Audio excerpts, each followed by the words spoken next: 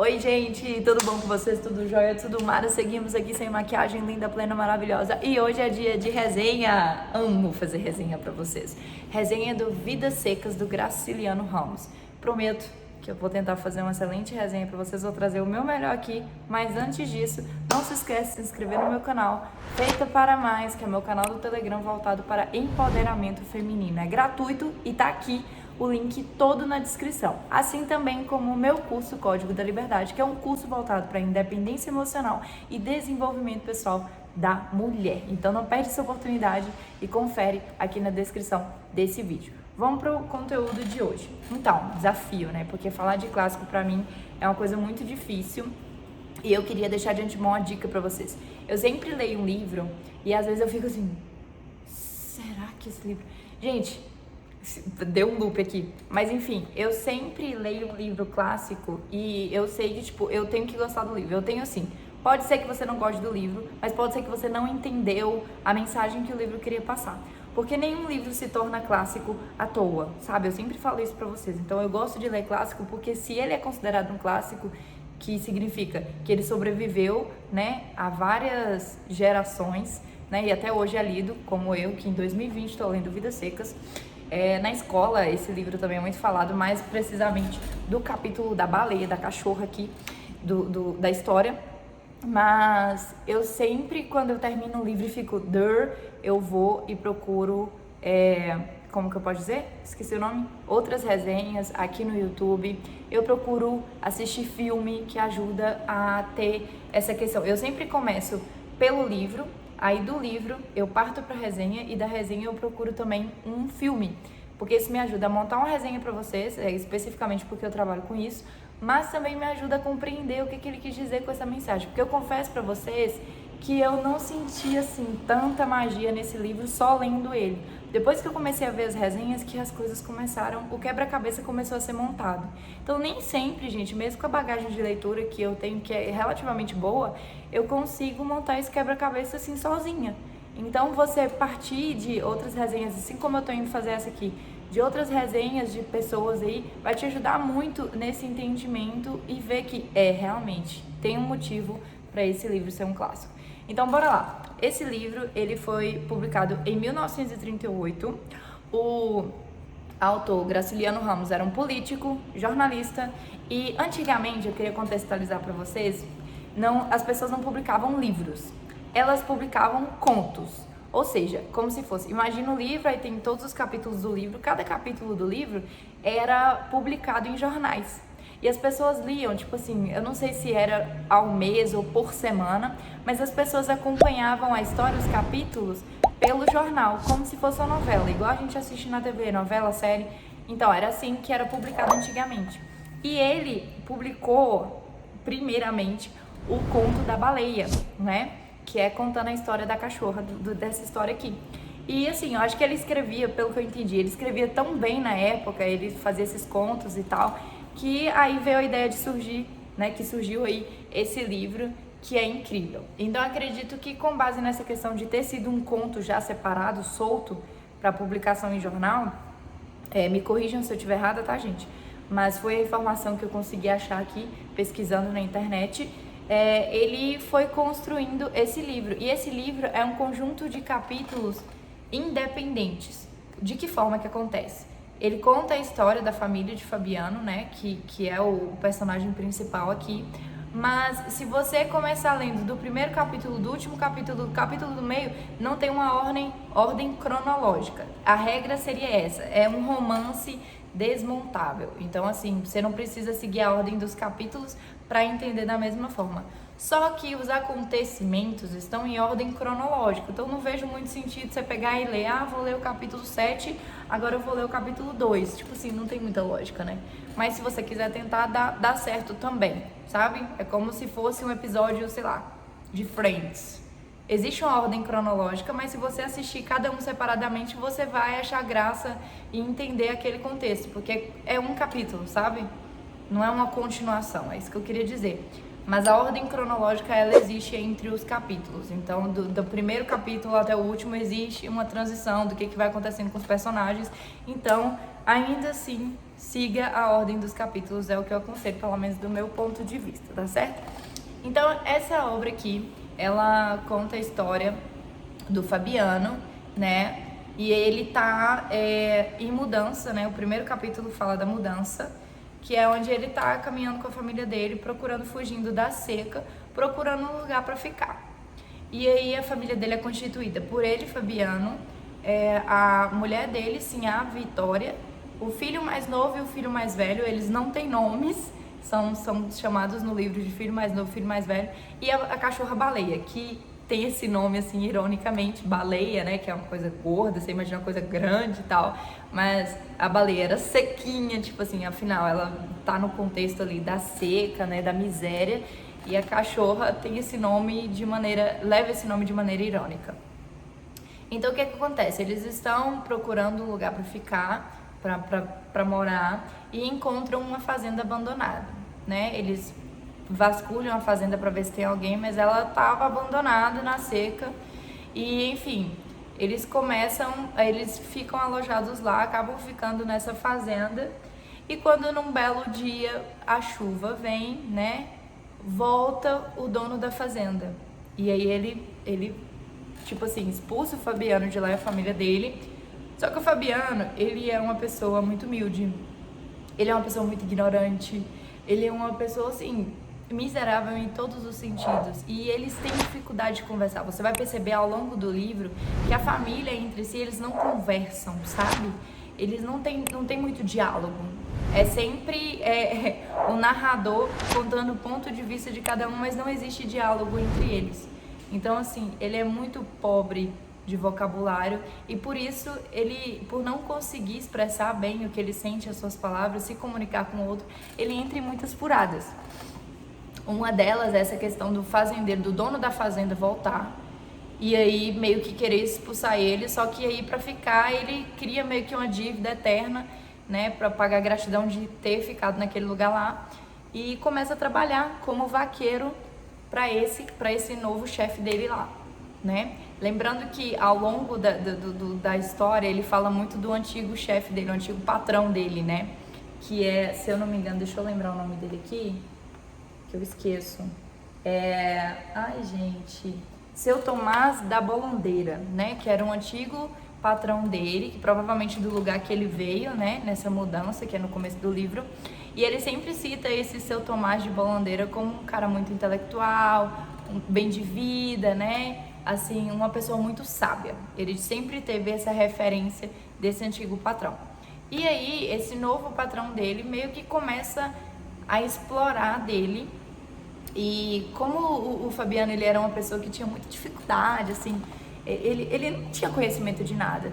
Então, assim, passar a perna nele era uma coisa muito fácil, porque ele não conseguia se comunicar e ele aceitava as coisas como elas são, porque ele entendia que a vida dele era miserável, que ele não tinha direito a nada. Ele não tinha, né, autoconfiança de construir, nem tinha ambição de muitas coisas na vida. Então, ele acabava que achava, é isso mesmo, então é isso, tá ok, vou continuar assim. E aí ele começou a passar a perna no Fabiano, até a questão de pagamento. E o Fabiano não conseguia se dar conta disso. A mulher dele percebeu, assim, a Vitória, que ela é bem mais safa nesse sentido. Ela consegue, né, ver quando que a seca vem de novo. Ela percebeu isso através dos pássaros. Então ela é uma mulher muito mais sábia quando comparada ao Fabiano. O Fabiano era muito mais, como que eu posso dizer, atrasado nesse sentido. Ele não conseguiu evoluir, não conseguiu criar, né, um mínimo que seja de conhecimento e sabedoria, de vida. Enfim, ele era uma pessoa muito, sei lá, anestesiada. E, enfim, na primeira vez que ele foi pra cidade, eu não sei se eu posso chamar de cidade em si, mas é um lugar, um povoadinho que tinha próxima à fazenda, que ele foi fazer compra, feira, né, da casa, os mantimentos da casa.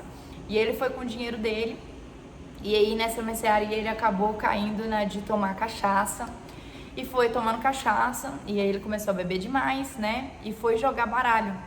E ele foi jogar baralho com o Soldado Amarelo. O Soldado Amarelo, ele é muito, né, eu não sei se é Soldado Amarelo ou Policial Amarelo, eu acho que é Soldado Amarelo. Deixa eu só conferir aqui um livro, gente. A pessoa não fez roteiro pra resenha, mas quem sabe faz ao vivo, né, gente? É desse jeito. Soldado Amarelo, isso mesmo. Então, o Soldado Amarelo, ele chama ele pra uma partida de baralho, enfim.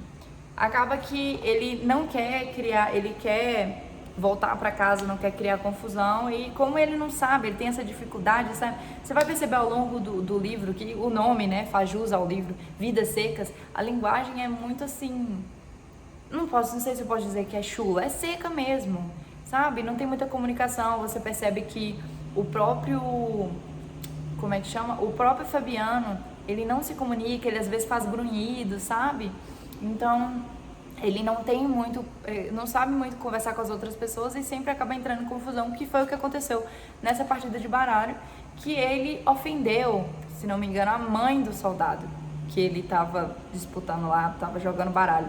E aí o soldado prendeu ele, deu uma surra nele, enfim, foi humilhado de todas as formas por conta da sua ignorância. E a partir desse momento ele criou um ranço do soldado, um ranço da sociedade, das pessoas de modo geral. Ele não se considerava gente. Só para vocês terem uma ideia, você vai perceber ao longo da leitura que ele não se considerava um ser humano em si. Era como se ele fosse um animal, sabe? E as pessoas fossem as pessoas, os seres humanos. Só que ele tinha uma visão das pessoas como pessoas ruins, pessoas que roubavam, que passavam ele para trás. Então ele não sentia que ele fazia parte daquela sociedade, sabe? Então ele não queria conhecer ninguém, não gostava de entrar em contato com essas pessoas, ele evitava isso ao máximo, né? Para não cair nessa confusão, como foi o caso que ele foi preso. E você vai perceber também na construção da história que eles focam, o Graciliano Ramos, ele foca cada capítulo, né? Uma boa parte do livro, sobre cada personagem, que é o Fabiano, o principal, que é o vaqueiro, o filho mais novo, o filho mais velho, a Sinhá, Vitória, e a baleia, que é a cachorra. Então, a cada capítulo desse, você percebe que o narrador é tipo uma história livre, né? O narrador, ele traz os pensamentos de cada personagem. Então, no capítulo do filho mais novo, traz o pensamento do filho mais novo, que tinha o sonho, né, de ser vaqueiro como o pai dele, ele admirava muito o pai dele. No filho mais velho, traz o ponto de vista, os pensamentos dele também. Quando ele escutou a primeira vez a palavra inferno da mãe dele, questionou sobre isso, enfim. Tem a questão da Pilar, eu tô confundindo o nome. Tem a questão da Sinhá Vitória, que é o capítulo dela, que traz o desejo que ela tinha, além dela ser uma mulher muito safa, muito inteligente, assim, comparada ao marido dela, né? Ela estava muito à frente. Ela também, ela queria muito, ela desejava, um dos sonhos dela era ter uma cama de lastro de couro, né? Igual ao do patrão, do ex-patrão do Fabiano, que era o seu Tomás, né? Da bolandeira. E aí, porque eles dormiam, eu vou colocar até uma imagem aqui para vocês terem uma noção, eu não achei do lastro de couro, mas eu imagino que é uma cama bem confortável, de uma pessoa rica, naquela época, né, para os padrões deles. E aí eles dormiam na cama de varas, né, que são tipo ripas mesmo, que ele dormia puramente naquela cama de varas e, enfim, né, isso trazia muita zanga dela, assim, um mau humor, porque a situação de vida que eles viviam era muito drástica, gente, era muito difícil. As crianças, elas viviam, elas não tinham roupa, elas viviam boa parte do tempo peladas, assim, era uma coisa muito difícil, não tinha sapato, eles andavam descalços, a comida era muito difícil também. Então você vai percebendo toda essa pobreza e ele traz assim até no jeito de escrever esse sofrimento, essa vida seca em si, sabe? Que a família deles viviam. E o capítulo da baleia, eu acho que é o capítulo mais famoso, sabe? Tanto que foi ele que deu origem ao livro. Ele traz a morte da baleia, que é quando o Fabiano resolve sacrificar a baleia, né? Porque ela começou a ficar doente. E como eu disse, cada capítulo traz o ponto de vista do tema do capítulo. Então o capítulo da baleia traz o ponto de vista dela, vendo as coisas acontecendo, ela começou a ficar doente. E aí o Fabiano resolve sacrificá-la. E aí assim, a Vitória com os filhos, ela esconde os filhos, leva os filhos para dentro de casa para eles não verem, né, a morte da baleia. E enfim, ele mata com a espingarda. E lá traz muitas dessas questões dos sonhos, né, da cachorra também. Ela fala que sonhava com um lugar cheio de preás, que era o que ela caçava para comer. Enfim, e o mais importante é que a baleia, ela fazia parte da família como um ente, né? Como se ela fosse um ser humano, ela estava muito ali envolvida, né? Ela era um personagem como o Fabiano, como o filho, como a mulher dele. Então, existe essa questão da cachorra ser personificada, cachorra-baleia, mas também existe essa questão deles serem tão medíocres, tão miseráveis, que eles viviam como se fossem animais, sabe? Isso mostra a realidade muito dessa questão do sertanejo, muito desses forasteiros, desses imigrantes, né? Que tem um pouco dessa pegada também no livro A Hora da Estrela com Macabeia. Mas a gente pode ver que, principalmente em São Paulo, nesses grandes centros, essas pessoas que vieram do Nordeste, que vivem assim à mercê da sociedade e que são tidas literalmente como, não como seres humanos, mas como animais, né? À margem da sociedade. É como se eles não fizessem parte do meio, ninguém se importa com eles, ninguém tá nem aí pro que tá acontecendo. Então eu acredito que essa é a crítica principal, né? E aí teve essa questão da morte da baleia, que é um dos principais capítulos, é o principal capítulo, acredito eu. E teve também a festa, né? A festa da igreja. A igreja ia dar uma festa e eles se preparavam para a festa. Só que o Fabiano, ele tinha uma visão de que para ir na igreja você tem que ir muito bem arrumado para a igreja, né? O capítulo chama... Ai, deixa eu descobrir aqui. Festa, chama festa mesmo. Que é quando o Fabiano resolve comprar um tecido para fazer as roupas deles para irem à festa. Só que como ele é desconfiado de todo mundo, ele também desconfiou da costureira ter pedido mais pano do que realmente precisava para costurar as roupas deles, né? Paletó e tal, vestido, saia e tal. Aí, o que ele fez? Ele comprou menos tecido e levou para essa costureira e ela fez com que deu, né? Da maneira que dava. E as roupas ficaram todas roupas mais curtas, enfim, ficou uma roupa assim claramente que não era para eles, né? Em dimensões erradas, com remendos e tal. E só o fato de ir para essa festa, que era um lugar muito distante do lugar onde eles moravam, eles passaram muito perrengue, roupa rasgando, do pé começar a doer também, porque o calçado não servia direito. Então, assim, eles antes de chegarem, quando estava mais próximo, a caminhada era tão longa que eles já estavam sujos, né? Já estavam, tipo assim, com o traje todo errado, né, para a ocasião. E aí eles tiveram que parar num rio, se não me engano, para tomar banho, para se limpar, para chegar lá pelo menos apresentável. E quando chegaram na festa, o Fabiano e a Sinhá se separaram, digamos assim, e o Fabiano começou a beber lá e ficar conversando assim no imaginário dele. Ele nunca interagia com as pessoas, não tem muito diálogo, e aí ele fica meio que gruindo ao longo da festa. E a Sinhá, ela tá em um outro momento com os filhos dela, né? E enfim, tem esse episódio da festa. E para fechar o livro assim, em si, que conta toda essa história deles, o final do livro bate com o início do livro, que é quando eles percebem que a seca tá vindo e eles têm que procurar um outro lugar para morar. Então, o livro ele começa com o capítulo A Mudança e ele acaba com o capítulo Fuga. Ou seja, o livro é meio que cíclico, né? Demonstra que, tipo assim, são pessoas que vivem mudando de lugar em lugar, fugindo da seca mesmo e buscando um novo refúgio aí para conseguirem viver dignamente. Não sei se seria dignamente porque, sabe, não tem o que, assim, não tem o que se esperar de uma pessoa que vive na realidade dessa família.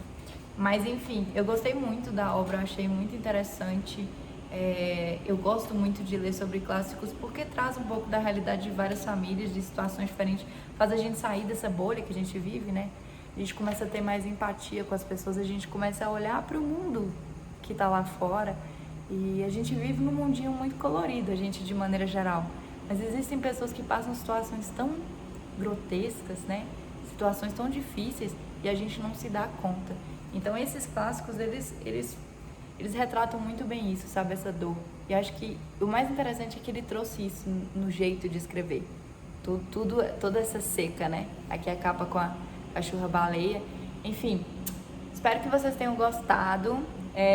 O livro é esse aqui, não tem muito mistério, é um livro bem fininho, são 130 páginas basicamente, bem fino mesmo, brochura, e é isso, se joga na leitura. Conta pra mim se vocês já leram esse livro na escola. Eu nem lembro, assim, da história do livro na história, eu só lembro que tinha essa cachorra-baleia e que era um episódio triste, mas, pô, foi muito bom ler de verdade esse livro, entender a mensagem que ele queria passar e poder, né, ter empatia, né, pensar mais no próximo. Eu acho que essas reflexões de final de livro são as mais interessantes que a gente pode carregar pra nossa vida, tá bom? Então, um beijinho, deixe seu comentário aqui, não se esqueça de se inscrever e ativar as notificações. Até a próxima!